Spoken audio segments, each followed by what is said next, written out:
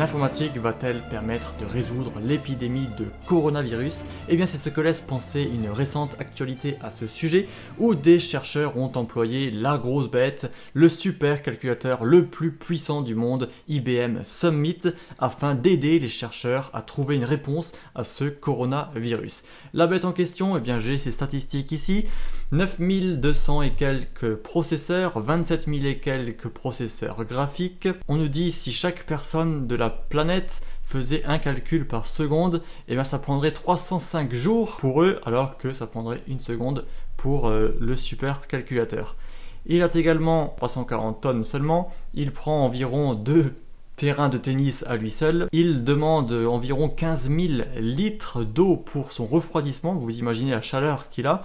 Et bien sûr, le plus important, 250 pétaflops, c'est-à-dire 250 millions de milliards d'opérations par seconde, et des opérations avec le nombre à virgule, bien entendu.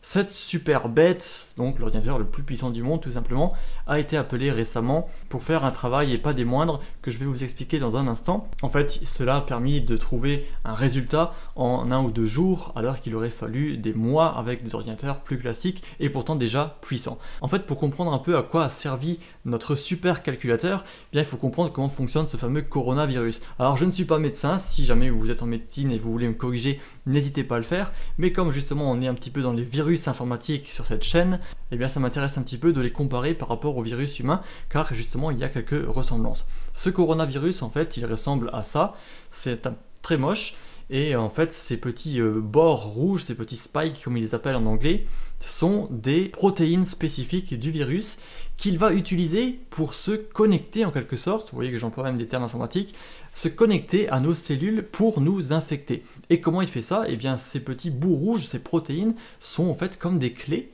et nos cellules sont comme des serrures. Et du coup, s'il a la bonne clé pour la bonne serrure, il va pouvoir se connecter à notre corps et nous infecter. Pour cela, la solution semble donc être, et je crois qu'elle est de façon assez standard en médecine, de bloquer cette clé. Par exemple, comme si vous avez une clé pour une porte, vous mettez un chewing-gum dessus, eh bien on aura du mal à ouvrir la porte parce qu'on aura bloqué cette protéine, cette clé. L'idée était donc de trouver la meilleure solution médicamenteuse qui va en fait se connecter à cette protéine du virus pour changer un petit peu sa clé et l'empêcher de se connecter à nos cellules. De cette façon, on pourrait éviter tout simplement de se faire pirater par ce virus. Le problème, c'est que notre clé en question de ce coronavirus, eh bien, elle ressemble à ceci. C'est très moche, et vous voyez que c'est aussi assez compliqué en passant. Il faut donc trouver la bonne solution qui va réussir à se connecter là-dessus correctement, qui va être prise en compte par ce virus, et qui va ainsi éviter de prendre nos cellules à la place. Et de ce fait, je crois que les chercheurs donc en médecine avaient trouvé plusieurs milliers de solutions possibles, et forcément le temps de les tester et de voir laquelle est la meilleure, ça prend beaucoup de temps, d'où le fait qu'on nous dit après que pour trouver un vaccin, eh bien il faudra des mois sans doute. Et du coup, c'est là qu'intervient notre supercalculateur. Il a en fait modélisé tout cela et essayé de trouver lui-même une solution, quelles sont les meilleures solutions qui pourraient bel et bien se connecter de la meilleure des façons. Et donc sur ces 7000 ou 8000, je ne sais plus exactement combien, le supercalculateur a trouvé en un jour plus que 70 possibilités différentes qui seraient donc les meilleures parmi celles-ci. Et c'est donc à cela qu'a servi notre supercalculateur. Il n'a donc pas trouvé la solution en tant que telle.